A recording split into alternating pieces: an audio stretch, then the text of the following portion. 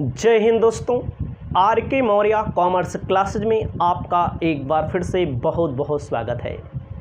इस वीडियो के माध्यम से आपको बताने जा रहे हैं बीकॉम के बाद क्या करें।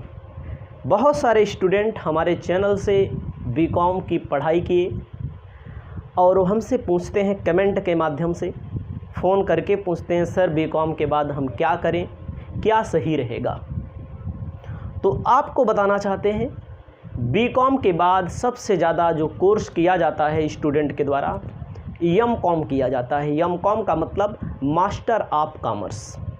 अगर आप एमकॉम कर लेते हैं तो आप पीजीटी परीक्षा देने के योग्य हैं। पीजीटी परीक्षा का मतलब कि जो लोग 12th तक पढ़ाना चाहते हैं, हाई स्कूल तक नहीं, 12th तक, तो 12th पढ़ाने की न्यूनतम योग्यता जो होती है, न्यूनतम योग्यता होती है मास्टर। जैसे कोई स्टूडेंट बीए किया है तो एमए करेगा, बीएससी किया है तो एमएससी करेगा, आप बीकॉम किए हैं तो आप एमकॉम करेंगे। अगर आपका ठीक ठाक परसेंट रहता है तो आप नेट की परीक्षा दे सकते हैं। नेट पास करके असिस्टेंट प्रोफेसर के लिए भी अप्लाई कर सकते हैं। ये आपका मेन मुद्दा है एमकॉम का। और दूसरा है एमबीए इन फाइनेंस।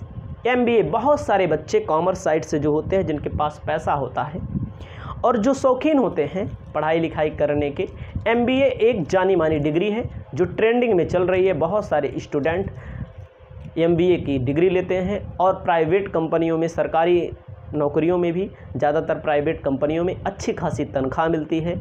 जो लोग अच्छे से एडमिशन ले लेते हैं, अच्छे से पढ़ाई करते हैं और अच्छा नंबर पाते हैं, ठीक है, तो वहाँ पर एमबीए आपके लिए बहुत ही बेहतर होगा। कॉमर्स के स्टूडेंट के लिए बहुत ही बेहतर होगा, एमबीए की पढ़ाई आप कर सकते हैं। अगला आता है चार्टर्ड अकाउंटेंट। चार्टर्ड अकाउंटेंट का मतलब, जैसे आप सीए मतलब जो ऑडिट करने का काम करता है, चार्टर्ड अकाउंटेंट। जो स्टूडेंट बीकॉम में 55% पास कर चुके हैं, उनको सीए फाउंडेशन की परीक्षा नहीं देनी होती है।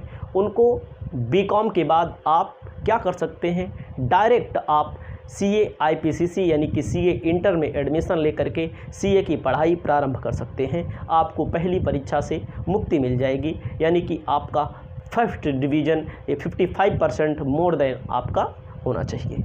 चार्टर्ड अकाउंटेंट बहुत जानी मानी डिग्री है, आपको ध्यान दीजिएगा। गिने चुने लोग चार्टर्ड अकाउंटेंट का कोर्स करते हैं। अगला होता है certified management accountant, CMA.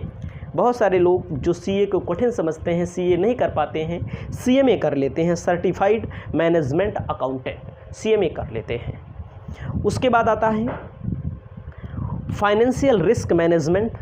Financial risk management भी बहुत सारे स्टूडेंट करते हैं। अगर आप अगर आप पढ़ना चाहते हैं तो आप एक बार गूगल पे सर्च करिएगा और आपको पूरी जानकारी तो मिल ही जाएगी सीएमए के बारे में। फाइनेंशियल रिस्क मैनेजमेंट एफआरएम, बहुत सारे स्टूडेंट एफआरएम का काम करते हैं। यहाँ कुल नौकरी जो होती है बहुत जल्द मिल जाती है अगर आप इन डिग्रियों को प्राप्त कर लेते हैं। तो आपको ध्यान देना है, सीएस होता है कंपनी सेक्रेटरी का। प्रत्येक कंपनी को सेक्रेटरी सचिव रखने की ज़रूरत होती है, तो कंपनी सेक्रेटरी का भी कोर्स आप कर सकते हैं। अगला होता है सीएफए होता है, ठीक है। उसके बाद बिजनेस अकाउंटेंट एंड टैक्सेशन। अगर आप बीकॉम के बाद बिजनेस अकाउंटेंट और टैक्सेशन की भी डिग्री प्राप्त कर सकते हैं, और जिससे आप मार्केट में लोगों के टैक्स का काम, अकाउंटिंग का काम देखेंगे। अच्छी खासी तनख्वाह यहाँ से कमाई जाती है।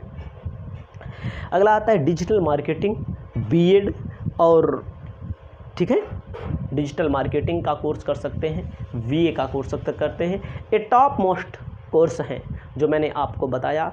अगर आप चैनल पर पहली बार आए हैं तो चैनल को सब्सक्राइब कर लीजिएगा।